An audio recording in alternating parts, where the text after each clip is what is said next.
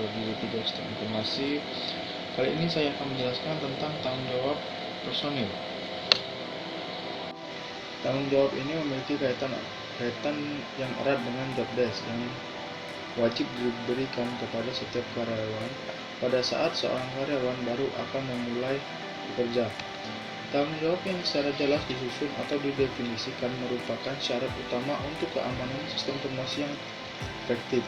Oleh karena itu, keberhasilan pengimplementasian keamanan sistem informasi sangat bergantung dari orangnya itu tersendiri.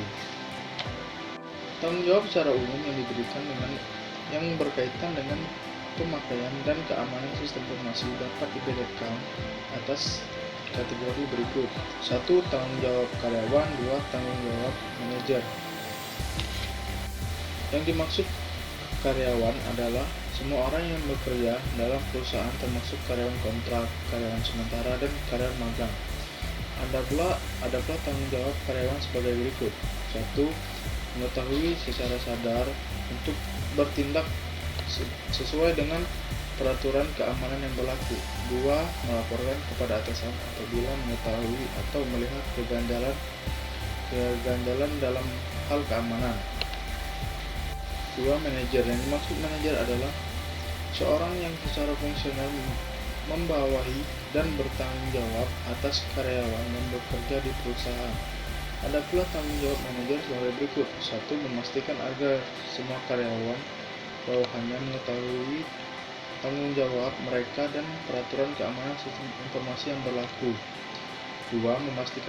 Memastikan agar staf bagiannya memiliki sumber daya keahlian yang memadai. 3. Memastikan agar karyawan bawahannya mendapat akses ke sistem sesuai dengan fungsi yang mereka emban.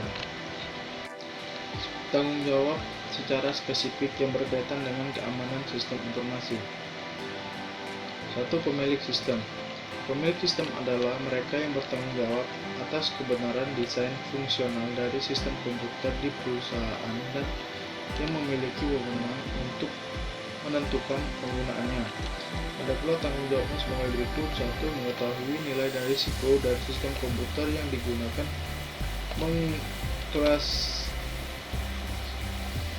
mengklasifikasi sistem tersebut berdasarkan risikonya sesuai dengan kepekaannya. 2. Tanggung jawab untuk keamanan sistemnya yang memadai. Ia harus merumuskan kebutuhan akan keamanan sistem informasi yang dikehendaki secara umum berdasarkan kepekaan risiko keamanan sistem informasi. 2. Pemakai adalah semua karyawan perusahaan yang memakai sistem komputer. Ada pula tanggung jawabnya sebagai berikut. 1. Menggunakan sistem informasi sesuai dengan tanggung jawabnya untuk melaksanakan tugasnya. 2. Bertanggung jawab atas semua transaksi atau tindakan yang dilakukan terhadap sistem dengan menggunakan user ID. 3. Mengetahui semua instruksi untuk menggunakan sistem beserta aturan keamanan dan mematuhinya. 3. Pengembang sistem adalah staf ICT yang memiliki keahlian dalam bidang programming, troubleshooting sistem, dan memiliki tanggung jawab untuk memilih atau mengembangkan sistem komputer atas nama pemilik sistem. Ada pula tanggung jawabnya sebagai berikut. 1. Memastikan bahwa sistem yang akan dibangun telah ditentukan dan dipilih oleh pemiliknya berdasarkan risiko sistem informasi dan kebutuhan pengontrolan dalam bentuk screening. 2. Mengizinkan pemilik sistem, auditor, dan pihak fungsional lain yang terkait dengan tim pengembangan untuk mengevaluasi hasil sementara atau akhir pengembangannya. 3. Melakukan tindakan yang dibutuhkan agar pemakaian dan manajemen dapat menggunakan sistem informasi dengan betul dan sesuai dengan peraturannya. 4. Spesialis database memiliki keahlian yang luas dalam bidang manajemen database dan memiliki tanggung jawab untuk memilih, mengembangkan, dan memelihara sistem database atas nama pemilik sistem. Ada pula tanggung jawabnya sebagai berikut. 1. Memastikan bahwa sistem database yang akan digunakan sesuai dengan kebutuhan sistem yang akan dibangun. 2. Memastikan agar database memiliki perlindungan sedemikian rupa sehingga orang yang tak bertanggung jawab tidak dapat menyusup database tersebut. 5. Spesialis jaringan komunikasi. Spesialis jaringan komunikasi adalah staf yang memiliki keahlian mengenai jaringan komunikasi, misalnya LAN, WAN, VSAT, beserta penunjangan baik yang berupa hardware maupun yang berupa software, yang memiliki tanggung jawab untuk memilih dan memelihara jaringan sistem komunikasi tersebut. Ada pula tanggung jawabnya sebagai berikut.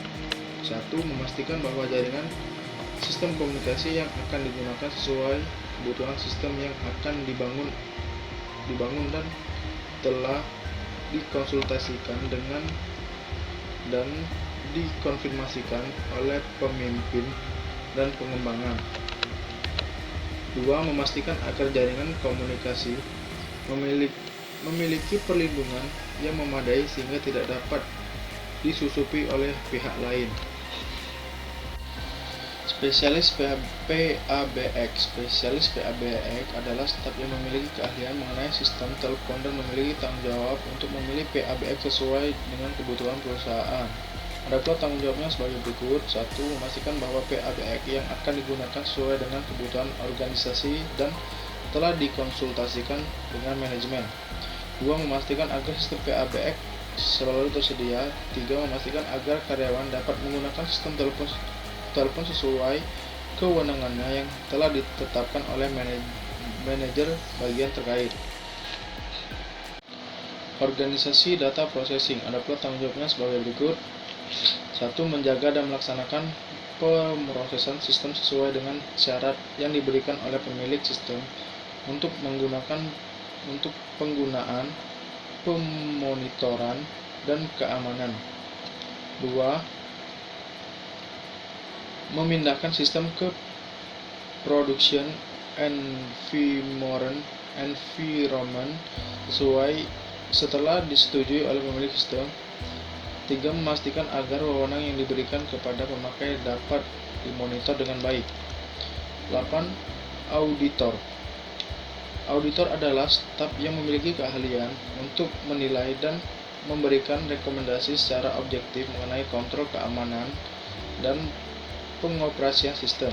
Ada pula tanggung jawabnya sebagai berikut. 1. Memberikan penilaian dan rekomendasi kontrol untuk kontrol dan langkah pengamanan yang menyangkut pengembangan sistem, manajemen, proses, dan pendayagunaan sistem komputer. 2. Melaporkan penemuannya kepada yang bersangkutan dan manajemen. 9. Administrator sistem keamanan. Administrator sistem keamanan adalah staf yang memiliki keahlian untuk mengimplementasikan dan memelihara keamanan terhadap sistem informasi yang telah dirumuskan bersama pemilik sistem dan kepala unit kerja terkait. Ada pula tanggung jawabnya sebagai berikut. 1. Merumuskan struktur keamanan sistem informasi dan mengomunikasikan kepada organisasi. 2. Mengimplementasikan dan memaintain struktur keamanan sistem informasi. 10. Personel administrasi. Yang dimaksud dengan personel administrasi adalah staf yang bertanggung jawab untuk urusan administrasi berkaitan dengan sistem informasi. Sekian penjelasan saya kali ini tentang